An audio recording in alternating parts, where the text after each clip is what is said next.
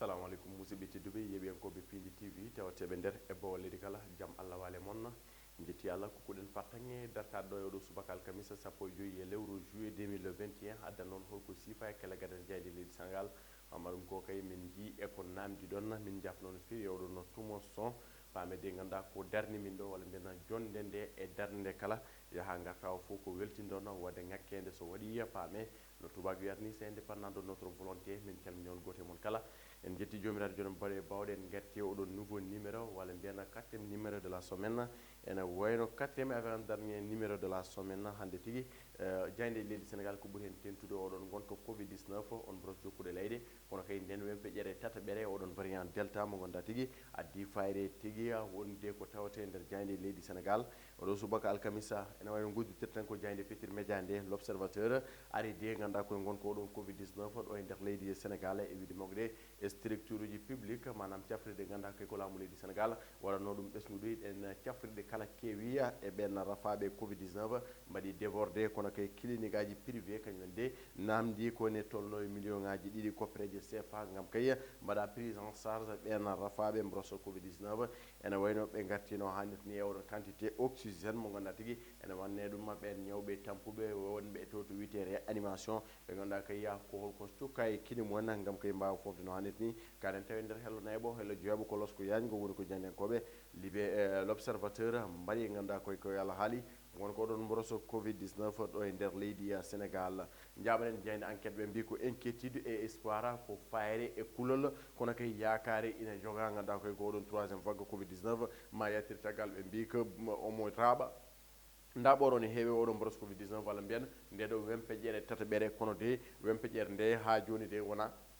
warono no fewi no wempeƴere ɗiɗiɓere nde warirno ni walla mbiyen ɓuurani bonde no wempeƴere ɗiɗiɓere nde bonirno hay so tawi noon teskama ganduɗa kay ko raɓa o heewi walla mbiyen cimtiɗi ko gaddaro ne heewi hanki joni ko 700 et quelque ɗum noon woni kulole faari ɓe mbi ko ini épidémie kene tolno e capanɗe joyyi ha capanɗe jeegom e kala temedere ne jeɗɗa ɓeɗon ɓe ganduɗa ko rafaɓe tawteɓe nder cuuɗi cafrirde leydi Sénégal taw kay ko mema brosse covid 19 e wiide ngol ɗon cimtol noon oɗon épidémie épi ganduɗa ko démiologiste o holliti wonde ganduɗa ɓen kala ko sukaɓe feccere nde walla mbiyen kala capanɗe joyo walla capanɗe jeegom e kala temedere jiɗɗa eɓe rafaɓe covid 19 oɗo saaha ɗo e nder leydi Sénégal ɓen kala ganduɗa ko suhaɓe tohosɓe kanen tawi nder hello jeeɗiɗo nde jani enquête caggal kanɓe kollitiya leydi men Afrique leydi men Sénégal ko nayɓiri e Afrique banggue hirnangue leydi ɓurni memede o brosso covid 19 ɗum woni ko simti jeynenkoɓe enquête oɗo subaka alkamisa caggal kanna jayde les échos ari koye ganduɗa koye gonka oɗon rafi covid 19 e wadde tonggol golle ɓe mbi koye nder balɗe sappo kine tolno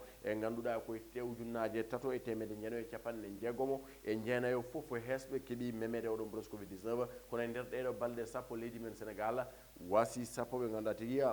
ganduɗa ko pital ɗiɗon kala ganduɗa ko covid 19 yooɓi ɗumen ɓe kolliti noon cimtol gargol hanki ngol gummigal e jagorgal cellal leydi Sénégal ngol addi couleur e fayre kine tolno e temedde jeeɗiɗi e capantato e tato kañumen kala ko memaɓe hesɓe oɗon brosse covid 19 ha joni de holno foti feccede peeje gam kay oɗon brosse covid 19 rewte ko yacciya to Louga Mamour Diallo ganduɗa ko waɗi défié Diop ganduɗa ko Moustapha Diop e yidde additade ganduɗa ko ndiɗon mairie ou que je suis candidat à la mairie Louga vit une situation catastrophique notre maire n'a pas une vision claire pour cette ville ene wayno de wi ko yiyande walla mbiyen miijo ngal ganduɗa eɓɓore oɗon maire mabɓe jogini oɗon walla mbiyen oɗon diwan ndeɗon falde wona tigui eɓɓore wawde tigui waɗa ɗum développé kane ene tawi nder hello jooɓon jayde les échos caggal kana quotidien le quotidien arti ganduɗa ko ƴellitgol on brosse covid 19 ɓe mbi ko l'état anesthésié ene wayno de ko dogue waɗi to faye ala ha joni de laamu leydi Sénégal ronki andude hol peeje poɗɗe tigui darneje beele de rewtude ndeɗo wempeƴere hesere so tawi tigui ko mesure restrictive ene wayno noon rassemblement o hattude ɗum holtoɓe poti tigui iwrude ɓesgu ngu beele ko hattude dente walla mbiyen hattude pijirlode gueɗe mbaɗ noon enen tawi nder hello ɗiɗaɓo nde jeyne Madiambal Diagne caggal kanɓe garti ganduɗa koye nguno batu jagorɗe hanki on conseil des ministres e wayno nomination hol jeeyaɗo hen on ganduɗa ko gendarmerie Macky retouche le commandement ene wayno ono itti ɗum tigui gonno toon o watti ɗum on gouverneur palais présidentiel ɗum ne tawi nder hello maɓɓe tataɓo kamɓe jeynenkoɓe Madiambal Diagne le soleil ari koye ganduɗa ko oɗon fannu ndema ganduɗa kay hoore leydi ne jokki tekkinde ɗum kono kay jokki sembinde ɗum waylu ɗum ɓamtare ndema ɗo e nder leydi Sénégal ina jaade ko ganduɗa ko ɓeydi ganduɗa ko sembindemo e nde ɗon darne kono kay holliti ko hunde nde o sifno e oɗon PSE plan Sénégal émergent beele dene jeeya ko ɓamtata leydi Sénégal saabu holliti oɗon secteur agriculture leydi ndi wawa yaade gaga on fannu ɓamtaki no hannirta ni kina tolno e 200 tracteur temeɗɗi tracteur e motoculteur hokki ɗum faade ɓeɗon remoɓe leydi Sénégal beele de mbawa tigui ganduɗa ko yuɓɓinde ɗiɗon ndemoli mumen ndemaji mumen no hannirta o wi ko la dynamique de mécanisation se poursuit horeli ndi o wi ko en gonta hankkadi ne yoytade e tooɓo beele de ndemen ma ndemno hannirta ni keɓen kay ganduɗa ko jencuɗi ndiɗon ndemanteri men ɗum ne tawi nder ndeɗon jayde ganduɗa ko le soleil ɓe mbi ko capanɗe joyyi e kala temedere jeɗɗa ɗiɗon ganduɗa ko koppereje walla mbiyen financement waɗaɗi mobilisé ummi koye DER FOSIP kamɓe kay e oɗon banque agricole kañumen kala mbaɗi financé oɗon projet ne tawi nder hello mabɓe jeeɗiɗo caggal kan ɓe gatti ganduɗa ko e oɗon Ousmane Tanor Dieng hikka waɗi ganduɗa ko duuɓi ɗiɗi ko on gorko suuɗino lappi leydi suuɗimo lappi manore ɓe mbi ko Ousmane Tanor Dieng toujours dans le corps des socialistes ka landa kaw ɗono kaw arduno tergal mandingal kaw winde tarik mum kañumen décolliti ha joni omo wuure ɓerde mumen kono kay nduwnomo kanen tawi nder hello neeɓo ndeɗo jayde le soleil jaɓenen vox populi ene wayno aɗay koye natal horejo Pastef ala haali ɗin 94 milliards caggal nde procureur waddemo débouté kanko Ousmane Sonko eɗen noon koppereje kala ene wayno de ha joni Sonko fait le procès de procureur de Macky eden justice complice woliti tigui hol ganduɗa ko horejo leydi Macky Sall rewɗa ɗon kono kay wona tigui justice équitable walla mbiyen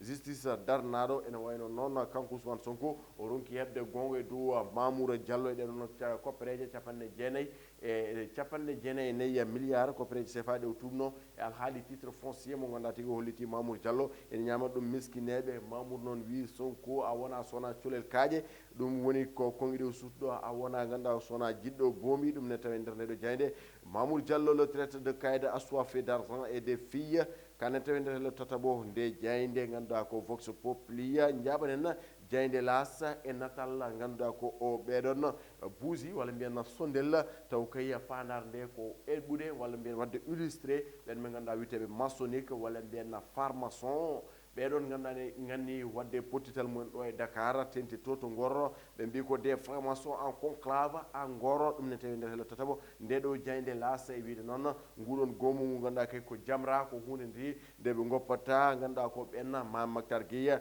e yimɓe mum nena daari darde sembude gam de ngal pottital pharmacien ji wasa waɗe ɗo e nder leydi Sénégal ene wayno ɗum noon jogol fuɗɗade ko janggo sappo e jeegom yaɓanma 30 lewru juillet 2021 caggal kan ene tawi nder ndeɗo jeyde alhaali ganduɗa ko distribution walla mbiyen peccugol ɗiɗon 200 tracteur et motoculteur Macky Sall poursuit la modernisation agricole dardade oɗon ganduɗa ko jagorɗo ndema leydi Sénégal Moussa Baldé ene wayno ɗum noon tawaɗo e nder ndeɗo jeyde ganduɗa tigui ko las caggal kan ɓe garti e ƴellugol rafi covid 19 ɗum ne tawe nder mel hello mabɓe jeegomo garti ha joni ganduɗa e oɗon gonnoɗo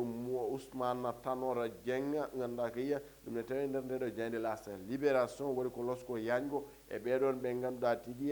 yanɓe oɗon usine métallurgique mo ganduɗa tigui ko kañumen jani Max Stel ene wayno ɓe mbi ko la dernière cible ɓe jane oɗon usine kono kay ɓe jooɓaki hay fittande woturu kono koye ko kuurel ganduɗa woni koɓe mbaɗi e oɗon usine tawetenoɓe toon gardien ji kala ɓe mbaɗi ɗumen neutralisé kono kay oɗon coffre fort tawetenoɗo nder ene waddi ganduɗa ko million ngaji kewɗi ɗum woni koɓe jaari kamɓe ɓen waɗi baniyankoɓe e nder oɗon usine métallurgique ne tawi nder hello jeeɓo nde jayne ganduɗa tigui ko libération caggal kan e nder nde jayne ene soyne natalla on mo ganduɗa ko jagorɗo ganduɗa ko yaaha gara kono kay ko kanko woni jagorɗo te kanko woni maire mo Saint Louis wiyete ko Mansour Faye kenimo horejo leydi ndi o ko nouveau code de la route tout ce qui va changer ene wayno ene ɗamina waylo e nder oɗon yaaha gara leydi Sénégal jayde e stade coftal ɓale ko nen tigui dardamal no Aissane Dia heewide ene wayno de ɓe gatti ganduɗa koye guel ɗon kawguel Kosova Cup ka ganduɗa ko demi final leydi men Sénégal yettima ngal ɗon dawal ɗum ko hanki hebde fattange lappude ganduɗa kono équipe mo Malawi bituji ɗiɗi e gotel ene wayno noon leydi men ma ƴeew huccodirde Eswatini walla ganduɗa Eswatini ɗum wonata ko ñalawma aljuma janggo so haajiɗo Allah e siftinde ɗo wata ganduɗa ko won équipe locale ko Joseph Koto ha joni ɓe garti ganduɗa ko compétition interclub 2021 2022 ene wayno noon vice champion mo ganduɗa ko Ligue 1 sénégalaise ko kañum de ɗoftata ganduɗa ko Tenguedje FC walla mbiyen kala cukku Tenguedje FC oɗon championnat higo ko kañum de yahata waɗa représenté leydi Sénégal yadude Tenguedje FC e on tournoi interclub 2021 caggal kamɓe gari e natal on gardien mo leydi Italie baɗɗo golle paydine oɗo euro 2021 ene wayno noon Donnarumma sifodiri e Paris Saint-Germain contrat gam kay jokkude toon golle kono kay ko wona ɗum ko jenen ko ɓe stade mbi ko hakkude makko Keylor Navas on votey pour deux hol jogorɗo tigui wonde numéro 1 walla mbiyen titulaire indiscutable caggal kan en tawi natal Jadon Sancho mo ganduɗa ko leydi Angleterre on dannoɗo penalty ene wayde ko Kongi Kantouré ɗi kono Kongi leñamago woni ko teska faade makko o wi ko la en ne gagnera pas wiide makko kanko Jadon Sancho musidɓe tedduɓe yiiɓen koɓe Pindi TV gasi ha laaɓi ko ɗum wonno komin tonggui kabaruji walla mbiyanno ko ɗum wonno komin tonggui ganduɗa o siifa e kele gaɗane jaydeji leydi Sénégal so woodi ko ngakki hen koye amen so woodi ko weeli hen yuɓɓi hen feewi hen paami koto jomiraɗo subahanahu wa taala kono kay ko ɗum wonno anni o faade e monno en jetti no hannit ni ɓen ɓe ganduɗa ko jagguɓe to karallago Thiat Walo kamɓe Samba Diop wondude to technique Mati Mara kamɓe kala ɓe jettam manam mantama musidɓe tedduɓe kala ko wawi hen ngakkude paamede wona sago amen te foof kadi ma rewide beele yuɓɓo no hannit ni weltinde ɓesgu fulɓe ko ɗum de woni sababu daragol Pindi TV Allah jarama on jarama yo Allah hokku en